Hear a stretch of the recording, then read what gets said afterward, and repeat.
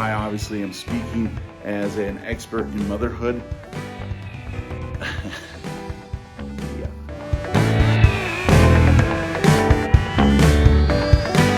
Okay, let's get into it. We are talking about motherhood today. The intent in this is not as much deep teaching and intricate teaching about motherhood, because in that sense you'd have to get very specific with each mother and each child and how to apply very detailed issues within your life, which you can do through discipleship and counseling through the Word. But what we're talking about today, I would call an appeal to mothers. We're going to do an appeal to fathers too, but we want to look at some scriptures that really give an idea of what motherhood is like, what a woman should aspire to, what she should be aiming for. I obviously am speaking as an expert in motherhood. Yeah. No. I'm not any kind of expert, but we're going to look at scripture to really get a gauge of where you as a mother, if you're watching this, and even as a husband and father, what you are aiming for in your lives. I mean, these are interconnected. It's a father-mother role. Yes, there's very specific things within that, but generally speaking, they're very interchangeable in a lot of ways. And so the virtues of a mother and the virtues of a father really could kind of go both ways, as you'll see in 1 Thessalonians 2. But let's start off in Proverbs 1, verse 8 says, "Listen, my son, to your father's instruction, and do not forsake the teaching of your mother." See, mothers have an ability to teach their children, to instruct their children. Sometimes this idea the world kind of promotes that Christianity is almost like misogynistic, patriarchal, that it's all just about the man. Really is a misnomer. It's a false teaching meant to divide and to make people look at each other, like a husband and wife look at each other with suspicion, rather than understanding not only the roles you play, but how God has designed you, how God has built you to do what you're supposed to do, to glorify God and to bless others around you. There's a lot of things that for our human minds are selfishness that we get into. And 1 Timothy 2:15 even has a very, I think, offensive statement. I'm speaking as a man of the flesh, which says, "Women, however, will be saved through childbearing." The New American even says preserved through childbearing. And you kind of go, sheesh, really, is that all a woman's good for? You take that one statement and let it run beyond the scope of Scripture, or even short of the scope of Scripture, that we just twist it into our own thinking rather than what God actually is describing. The mother actually is such a pillar of any person's life.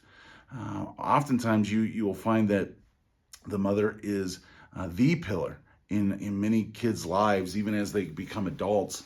What their mother taught them affects them far more than what the father does. Sometimes that's because the father's very uninvolved. But motherhood in its very essence is highly involved. It's extreme sacrifice and service that shouldn't be just discounted or thought of as a martyrdom, but rather as a high calling to be like Christ.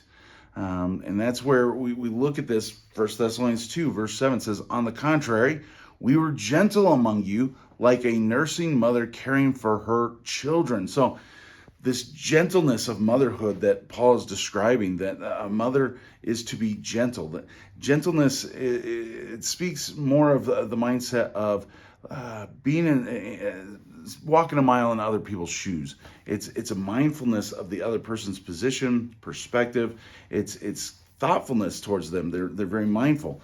The mother caring for her children. We cared so deeply that we delighted to share with you not only the gospel of God, which that is the paramount thing that everyone needs, is the gospel of God. But Paul points out, comparing himself to a mother here, that he goes, we're not only sharing the gospel, but our own lives as well. I mean, your life is shared. It is spend and be spent. Boy, if that's not epitomized by a mother, when you have a kid, a little kid, I mean, especially, when they're babies, that kid is mainly attached to the mother, whether people like it or not, whether people think that's fair or not. The nursing mother feeds the kid, but that is not just something that you spend 5 minutes on and then it's over for the day. It's like that is just a perpetual thing. Moms are to put it kind of in worldly terms, they're enslaved to their kids, especially as a nursing mother. But that doesn't end when the kid just becomes older and now they can eat Cheerios or even a teen. That nursing mother motif kind of carries through motherhood, because the sharing of the life that a lot of people in the secular world talk about. You have to be careful about having kids and you'll lose yourself to your family. And they're not wrong, except for the fact that they're talking as if that's a bad thing, that you lose yourself to your family, because the world sees things in a selfish motif. They see it in a selfish mindset rather than a loving mindset, one of service and sacrifice. So an appeal to mothers would be, you really should be aiming to share your life, that you should be living in such a way that, you, in one sense, lose yourself to your husband and to your kids, that you are not your own. And we kind of rebel against that as humans, and yet every single one of us, whether you're a wife, a mother, a husband, a father, a single person, whatever, he says our life is not our own in Romans, that he really talks about that you belong to Christ. And so you don't live for yourself alone. You don't die for yourself alone. You are to be serving the Lord. You're to be walking with him. Your relationships really define your life, whether we like it or not, whether you want to deny it or not. Your relationships will define your life. And so the more we try to hold on to our life through ourselves and about ourselves, the more you lose your life, because relationships are life. And so those who hold to their life or try to save their own life lose it, whereas those who lose their life save it. And then you get back to that 1 Timothy 2:15, where he says you will be saved through childbearing. That is, you actually have your life through this sharing of your life as a mother, that you actually are experiencing the fullness of life as you lay down your life for what will take up your life, child rearing. But he goes on in 1 Thessalonians 2. He says, this is how beloved you have become to us. Surely you recall, brothers, our labor and toil. We worked night and day so that we would not be a burden to anyone while we proclaimed to you the gospel of God. Still with the mindset of we shared our own lives, labor and toil, working day and night. Any of you ladies feel like that's kind of your life? You're always working. I mean, when is a mother's job done? I mean, she gets to check out, right? Well, again, especially during the nursing stage of life, that's a 24/7 prospect. I mean, you grab naps and you grab an hour or two of sleep where you can get them, because that kid's going to be hungry soon. I mean, it's day and night. Well, again, Paul is comparing himself to that, because this is what we are being called to as believers. All of us are being called to the mindset or the ideal of, my life is not my own, day and night. I don't check in and check out. I'm serving constantly. And yet it's so easy to become a martyr in that and feel like, oh, it's only me. Well, in some families, that's really true, that it's only the wife and mother who has to lay everything down. But this is where even the husband and father should be doing it. The mother, wife should be doing it. The kids should be doing it. If we follow God's design, we're all laying our lives down. And actually, if everyone lays down their life, you don't just have your life, you have the life of everyone in your family, all the people you have relationships with. Your life is actually enhanced by sacrifice if we would all do it. But if you wait for everyone else to do it, no one's ever going to do it.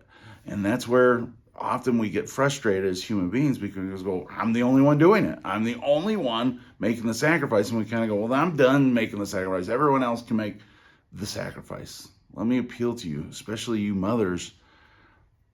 Don't give up.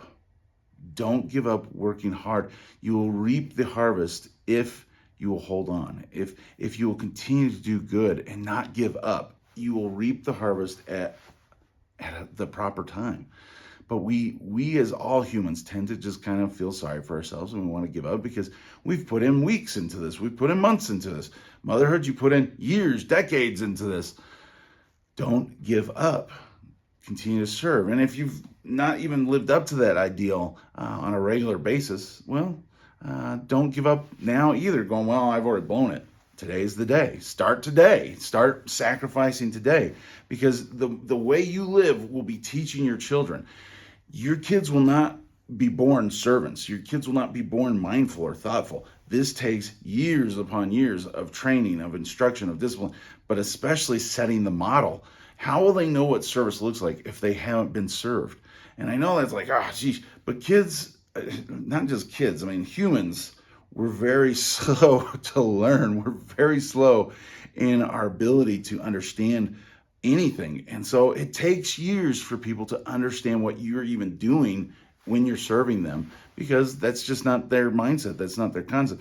But let me tell you, if you start today, and let's say your kids are even 10 to 15 years old, and you're going, it's already too late. No, start serving today. You still have time. You still have opportunities. And yeah, you've delayed the harvest because you weren't sowing beforehand, as the old Chinese proverb goes. When's the best time to plant a tree? 20 years ago. What's the second best time? Today. Right? You got to do it today, and you'll reap the harvest later on. Well, you start serving now. You start confessing your sins. You start doing what's right now. There will come a time when there's a response from the family, that the relationships start to become more reciprocal. And that's for fathers, husbands, or mothers/wives, that you are the one who can do these things. Proverbs 14:1 says, every wise woman builds her house, but a foolish one tears it down with her own hands. Don't be the woman who tears her life down, tears her family down, tears her own house down because of selfishness, because of pride, because of expecting certain responses at the time you expect. This is one of those things that just happens with everybody. I mean, we all get frustrated, but here in Proverbs, it's addressing the woman especially. You would think Proverbs, it's patriarchal, it's misogynistic, it's every wise man builds his house. But really, the pillar of every home, really, I mean, the way I experienced my life, at the very least, and I only use this as way of example, was when I bought my house, I was a single man, and I had a house. That's it. I mean, it was a structure that kept me dry at night, and I could sleep. That's about all it was. You get married, house becomes a home. And it's not because, there's someone else in it. I think if Sarah had bought the house first, it would have been a home without me. It's just a structure when the man's there, but when a wife comes in, when a mother is there, it becomes a home. And that's because a wise woman builds her house, builds her family, builds her home. But a foolish one, a selfish one, a proud one tears it down. You can build up your house, you can build up your home, you can build up your family, your relationships, in other words, by how you live, if you live wisely. But if you expect that fruit to come on first effort, or even second effort, or in the first few weeks, or first few months, why is it compared to a nursing mother? Because how soon does that kid actually have responsiveness to us? Well, they're cute, they can smile after a while, but it takes forever for them to learn how to walk, how to deal with things, how to care for themselves at all, let alone start to serve others. I mean, you're talking years and years and years. That's motherhood, that's fatherhood. But a mother is called to build up her house. I think it's an old Mexican proverb, I guess they're all coming to mind today, that a house is not built on the ground, it's built on a woman. It's the foundation of the home is really built on the wife, the mother. And you can go, well, the husband's supposed to take the lead. Of course he's supposed to take the lead. Of course he's supposed to be the biggest servant and the biggest sacrificer. But if things go usually according to things of work structures, of needs, of even interests and abilities, the husband's going to be out of the house far more working, and even if he comes home, he's more interested in building a house and a structure and discipline and things like that. Men usually, and I know it's a gross generalization, but men usually aren't going to be decorating, aren't going to be worried about the niceties of the home, aren't really concerned about all the add-ons, whereas men are more utilitarian. Well, that sounds practical, but there's a lot of heart missing in that. And I'm not trying to criticize guys or anything. I'm just saying, generally speaking, women are going to be adding the heart to the home and the care and the compassion. I mean, really, Isaiah 66, verse 13 says, as a mother comforts her son, so I will comfort you, and you will be consoled over Jerusalem. God comforts us, and he compares himself to a mother here, saying, I comfort you like a mother comforts the son. Again, a little indication of how God designed mothers, that they are comforters, right? And that's the idea, like a mother caring for her child, like a mother comforting her child. That is what you ladies should really be searching for and seeking. Oftentimes, though, because of finances, because of hurts, because of frustrations, women kind of debase themselves and become far more masculine in one sense, and get very practical and kind of fall into, let's just survive. Let's just get into survival mode, which, there's a time and place for each. And again, these are cross-sectional. I'm not saying it's only women's job, but generally speaking, men are far more geared for, let's survive. Let's get the things done that we got to get done. Let's get the finances in order. Let's get that repaired. And the wife is the one who actually makes it worthwhile. Men will survive, but for what? Just to survive. But I think God has designed the woman to bring the care into the relationship. And again, men care, right? You should care, guys. But design-wise, men will show their caring far often with the survival, with the provision, those kind of ideas, whereas women add the flavor, the spice, the heart to it that actually makes it worthwhile. So you are a caring mother. 1 Timothy 5:14 says, so I advise younger widows to marry, have children, and manage their households. I mean, think about this. Manage the household. Who's in charge? The husband. So, it's only men. That's all God cares about. And yet here, the wife is the manager of the household. Then she's the one who does the cooking and cleaning. Okay, maybe that's part of it, but that's not the description of management. Management is actually directing and divvying out the chores and the needs, and actually being mindful of where people are at. I mean, you talk about the Proverbs 31 woman, she's not afraid of the winter because she knows her household is clothed in scarlet. Well, who made those clothes? Who prepared that? She works hard with her hands. She's vigorous to the work, right? She is making sure everyone's needs are met. I mean, can you talk about a more humble, loving servant role than actually thinking through and going, what is the need here? What is the need there? And it doesn't mean she does it all. It's, hey, did you take out that trash? Did you go and help your sister with this? Hey, did you help your brother do that? And hey, honey, could you, she is going to be really, there's a reason guys ask, where is it, to their wives?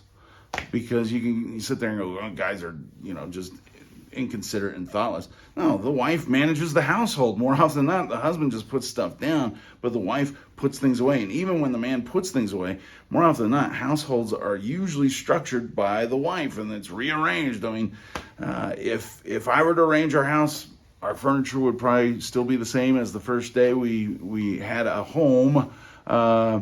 Furniture has changed over the years, but even the room would just be the same all the time. Why change it? It works. But Sarah seems to rearrange our furniture, and it's not just necessarily because she just wants to change, although that seems to happen too. But often it's the change of life, the change of needs. As our kids have gotten older, our kids are gotten bigger. They have different needs, different opportunities, different wants. The house reflects the needs and the desires of our kids so often. Well, that wouldn't happen with me. Not because I don't care. I just wouldn't even think of it. My brain doesn't. But she thinks through these things. And this is where a wife, a mother, more is geared for that. unless you're selfish, unless you're proud, unless you're sitting there going, I don't care. Now, if decorating and furniture arrangement isn't your thing as a wife and mother, I'm not trying to say, oh, then you're failing. I'm just saying the mindfulness as a mother should be there if you are loving, if you are selfless. So an appeal to mothers is not make sure the house just feels this certain way. But a mother's going to care about those things far more often if she's caring about the people around her. Whereas a father is like, hey, we're surviving. And that's not a small thing either, but boy, great, Dad fed us. Wonderful, hot dogs again, right? Mother kind of goes, no, we can't just feed them hot dogs every day of the week. I would, survival mode, give the kids whatever they eat and whatever they will eat and just get them to survive. My wife is going, oh, is there enough color in the food? Because you got to have the vegetables, you got to have the fruit, you got to have all the various nutrients through the food. I'm going, hey, I just kept them alive for today, right? Mother's mindful of those things, and that's a good thing. So back to 1 Timothy 2:15, it says, women, however, will be saved through childbearing. You actually save your life. You gain your life, in other words, through that sacrificial. But it goes on, if they continue in faith, love, and holiness with self-control. And, we could talk about faith, love, and holiness, but I want to emphasize self-control because this is one of those things that, I'm walking a dangerous territory of wanting to offend people. I'm often really good at that, I guess. But ladies, this is one of those things that a wise woman builds her house, a foolish one tears it down. And often you will find one of the key elements of that, yes, faith, love, holiness, this leads to this, but self-control. You cannot allow your emotions, you cannot allow your whims, your selfishness, your pride to dictate your life. Let me appeal to your heart that when you have whatever it's going on, my wife right now, she is going through starting that change of life, right? Doesn't even come to mind. This is how mindful I am. Menopause, there we go. She's in perimenopause, I think. It's whatever that is. I just know things are changing for her physically and even hormonally and emotionally. And I know just observing how much she has to really wrestle against herself at different times. And nothing's going on except all within her. And you could say it's just a physical thing. It might be somewhat spiritual, those kind of things. But the wife, the mother, builds her house, even in those moments, by self-control. That she doesn't give in to just how she feels or her random thoughts or even her suspicious thoughts or her martyrdom thoughts. A woman who is wise thinks through biblically, thinks through what is true and lovely and pure and right and excellent. Like, wrestling with yourself. And if you are a mother, one of the biggest things you have to do is be self-controlled, because you're not even talking about hormones.